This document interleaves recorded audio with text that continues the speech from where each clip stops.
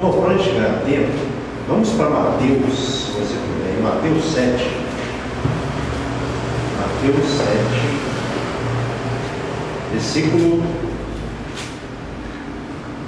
15 ao 23.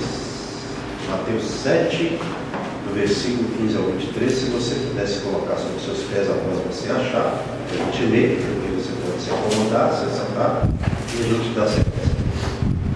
Senhor nosso Deus e Pai, agora é o momento da palavra do céu da noite. O tem sido uma bênção e que continue assim agora também com a palavra do céu da noite.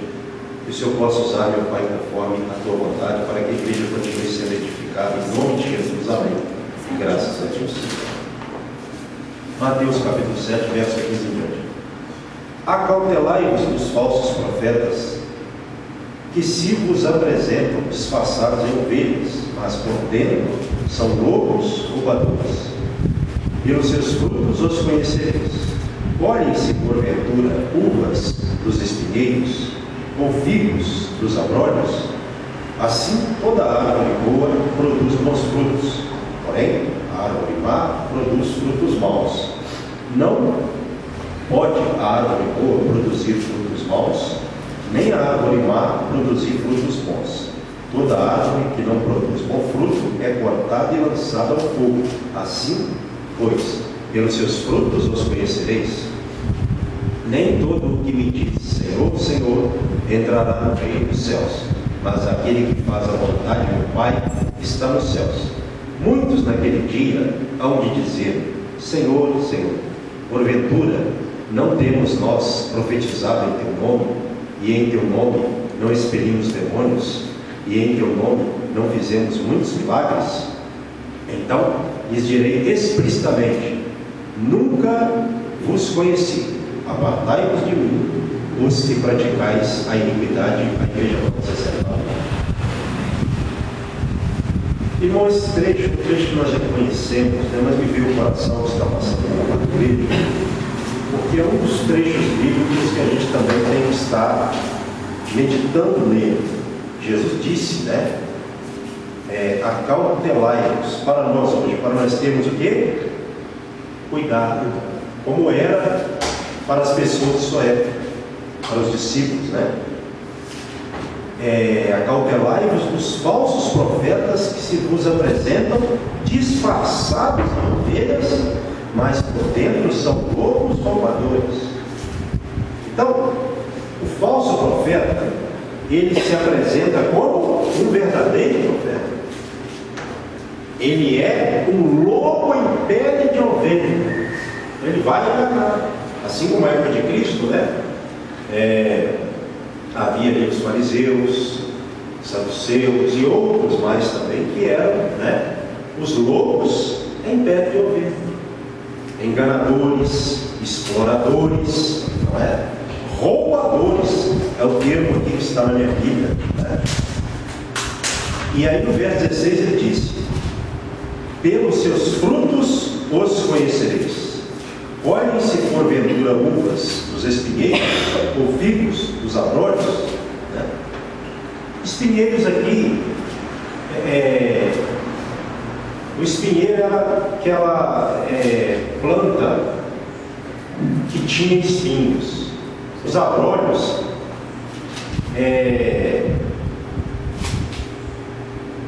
uma planta rasteira, né? E espinhosa. Ou seja, está quase que na mesma. Mas Jesus aqui, ele quis dizer o seguinte, em outras palavras: podem, não é? Ou colhem-se, porventura, coisas boas de coisas ruins, não é? Coisas emprestadas. Como que a gente vai extrair para a gente algo bom de quem é mau?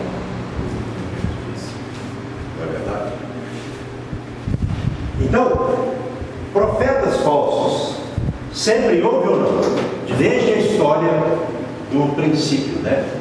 Desde os primórdios, os falsos profetas vêm atuando, né? Nós conhecemos, por exemplo, o texto de Deuteronômio 18 fala lá: o profeta profetizasse e a profecia dele não acontecesse, era para o povo não ter medo dele, não ter medo.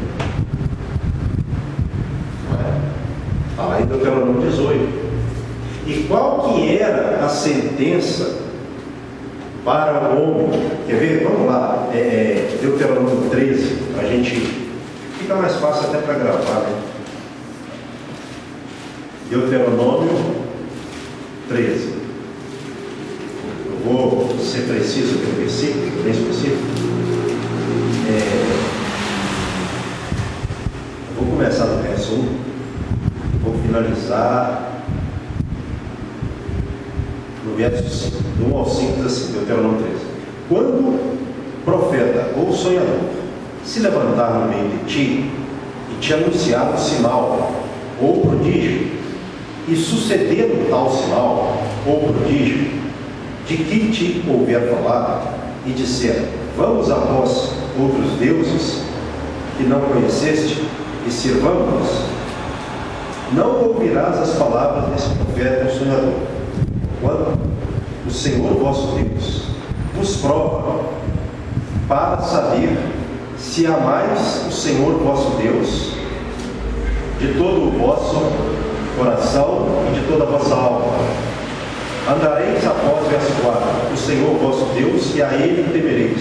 Guardareis os seus mandamentos, ouvireis a sua voz, a Ele servireis, e a Ele vos achegareis. Verso 5. Esse profeta ou sonhador será morto, pois pregou rebeldia contra o Senhor, vosso Deus, que vos tirou da terra do Egito, e vos resgatou da casa de servidão, para vos apartar do caminho que vos ordenou o Senhor vosso Deus, para andardes nele. Assim eliminarás o mal do meio de ti. Então, profeta ou sonhador que aparecesse lá no meio do povo de Israel e ele falasse, eu acho interessante isso aqui, né? Quando ele diz aqui, ó,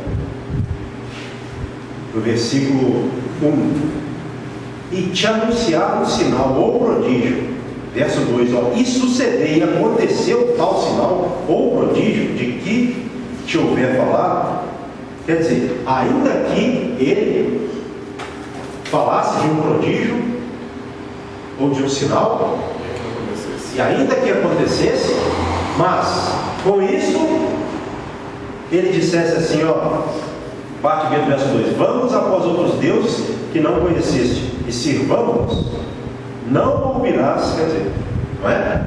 As palavras deste profeta, porque ele estava o quê? Pregando rebeldia contra o Senhor. Então, onde está o perigo, pastor? O que eu quero dizer para vocês?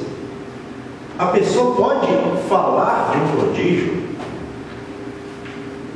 e aquilo pode acontecer, como ele disse aqui, né?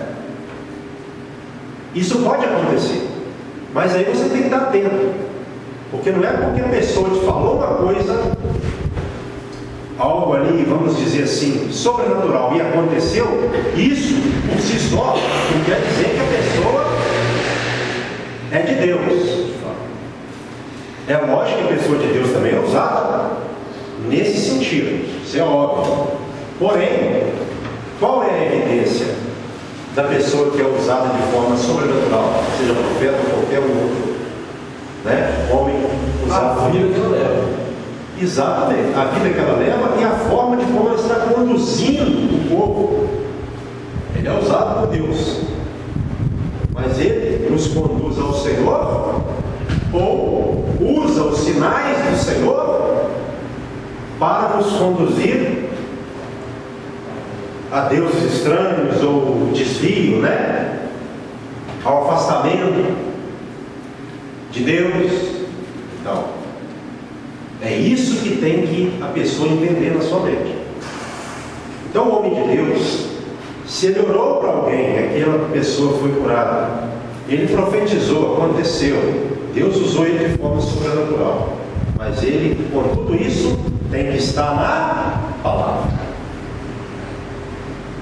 Porque se ele não estiver na palavra, não adianta nada. Se a gente trazer para o nosso tempo do Novo Testamento, 1 Coríntios, se você puder, capítulo 14, falando do profeta, nesse mesmo tempo, né? Para a gente identificar o falso profeta, tal como a Bíblia fala, tanto no Antigo quanto no Novo Testamento. Então, 1 Coríntios 14, versículo 37.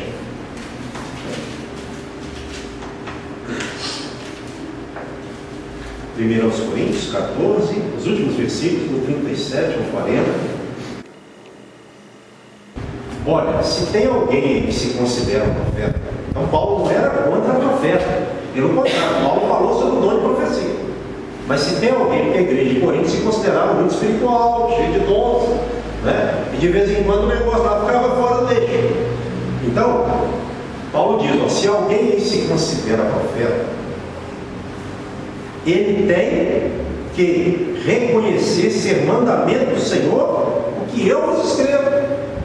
Então, o profeta que não se submete à palavra, como que ele é visto pelo Senhor?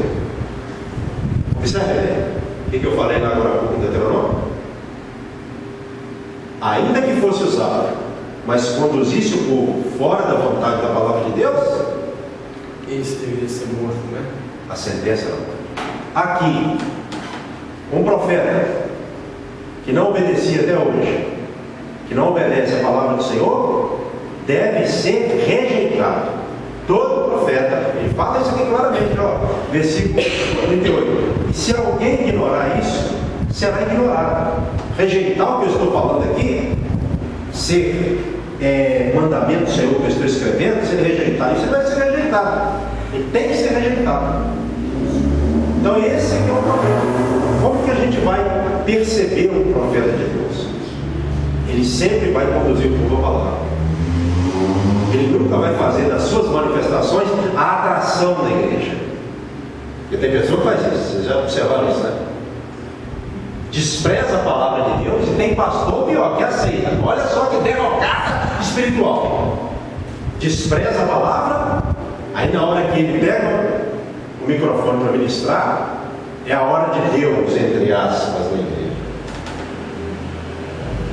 Nunca foi um profeta. Certo? Pode até parecer, mas para ser, tem que aceitar a palavra do Senhor, não é? E aí Paulo fala no verso 39 e 40, ó, portanto, meus irmãos, procurai com zelo o dom de profetizar. Ele não proíbe não, ele até incentiva. E não proibais de falar em outras línguas. Verso 40. Tudo, porém, seja feito com decência e ordem. Não adianta. A pessoa... Porque, irmãos, o que acontece? A pessoa que é usada por Deus assim, mais constantemente, com os termos, se ela vigiar, ela pode até querer se colocar acima de Deus, não com as palavras, mas com os atos. Ela passa a querer achar que Deus só fala por meio dela. O que aconteceu na rebelião contra Moisés? Arão. A terra abriu a boca e engoliu todos que se rebelaram, porque eles não reconheceram a autoridade ministerial de Deus sobre Moisés e sobre Arão. Quiseram exercer o ministério, achando que era qualquer um, né? Olha o que aconteceu, tragédia. Então a gente precisa seguir uma ordem, porque a palavra, ela é clara, que Jesus foi bem claro. Voltando para o capítulo 7, versículo aí 6, verso 6, pelos seus frutos os conhecereis. Então você não vai colher coisa boa de uma pessoa ruim. E eu vou dizer uma coisa aqui, irmãos, pela experiência que eu venho tendo, né? Eu venho aprendendo assim. Toda pessoa, quando é nesse sentido, dificilmente ela vai mudar. Às vezes ela pode mudar, caso ela venha cair com enfermidade, né? Ser punida por Deus, aí pode ser que mude, pode ser, né? Mas normalmente esse tipo de pessoa não muda. Por quê? Porque já se considera superior às outras, melhor. Então aqui fala que não se pode colher coisas boas de pessoas ruins. A gente tem que entender isso. Versículo 17. Assim de Mateus 7. Toda árvore boa produz o quê? Bons frutos. Porém, a árvore má produz frutos maus. Quantas vezes nós já vimos pessoas que dizem ser homens e mulheres, né? Profetas ou profetisas do Senhor, e quando você vai ver o ministério da pessoa, um rastro de destruição. Por onde passa destruição. Mas tem um nome, ou alguém ordenou, ou alguém disse. Mas será que está batendo com o que Deus diz na palavra? Essa é a questão. Porque todos nós somos avaliados pela palavra. Todos nós. A Bíblia fala de todos nós. Dos profetas verdadeiros, falsos. A Bíblia fala disso tudo. Não fala? Então por isso que a gente tem que usar a Bíblia não para ficar querendo marcar a pessoa, para querer validar o ministério da pessoa, mas para o quê? Para querer aprovar o que é de Deus e desaprovar o que é do diabo. A Bíblia é a nossa regra de medida, a nossa regra de fé e prática e o nosso padrão de avaliação. Porque a palavra ela veio de quem? De Deus. Mas tem que ter cuidado com isso também. Eu não posso usar a palavra para perseguir uma pessoa. Não. Porque Deus vai me cobrar severamente. Estou sendo também, se eu fizer isso, eu serei o quê? Estarei sendo um falso profeta. Então não tem para onde correr. É obedecer e procurar agir na medida em que Deus dá a graça. Para não ir além e ficar quem? Né? Então vamos lá. Versículo 18. Não pode a árvore boa produzir frutos maus, nem a árvore má produzir frutos bons. Verso 19. Toda árvore que não produz bom fruto é cortada e lançada ao fogo. O que é isso aqui? Jesus, ele disse o que aqui? A pessoa que ela está plantada como uma árvore e ela não frutificar, nós vimos isso aqui outro dia, né? Mas no mesmo sentido, na mesma coisa. E ela não frutificar, o que vai acontecer com ela? Ela vai ser cortada pelo Senhor e lançada ao fogo. Que fogo é esse? O fogo eterno da condenação. Olha o problema. O contexto aqui é de condenação. Então o meu ministério não pode ser para invalidar pessoas. Tem pessoas que se especializam na Bíblia, sabe para quê? Para ficar na igreja com espírito crítico do maligno. Ficar vendo defeito nas pessoas. Ele se especializa. Tem pessoa que faz isso. Olha a que ponto o diabo chega. Tem pessoas assim na igreja. Estuda a Bíblia para criticar, para invalidar, para acusar. Olha só a situação. Então, irmãos, a melhor forma de nós assim entendermos a palavra é lendo ela do jeito que ela é e procurando pregar ela do jeito que ela é e vivê-la também do jeito que ela é. Essa é a melhor forma. É isso que traz paz. Quantas vezes eu vi pessoas, eu cheguei, Deus é testemunho que eu estou falando agora. Eu cheguei em alguns lugares onde pessoas estavam assim, eu gosto do fulano, porque Deus usa ele para falar minha vida todinha. E o fulano, pior que o fulano, era fora do eixo. E a igreja sob esse espírito de engano. Aonde vai parar uma igreja dessa? Aonde vai parar, irmãos? No fogo. Aqui, ó. Toda árvore que não produz bom fruto é cortada e lançada ao fogo. Não é eu expulsar um demônio e achar que eu sou melhor. Não é Deus ter me mostrado algo, é eu achar que sou melhor. Não é isso. É eu obedecer a palavra de Deus e sempre achar que Deus é o melhor. Porque Deus me usa pela misericórdia dele. Então, eu penso assim, eu aprendi, venho aprendendo assim, quando Deus me usa assim de uma forma mais sobrenatural, a gente sente às vezes, né?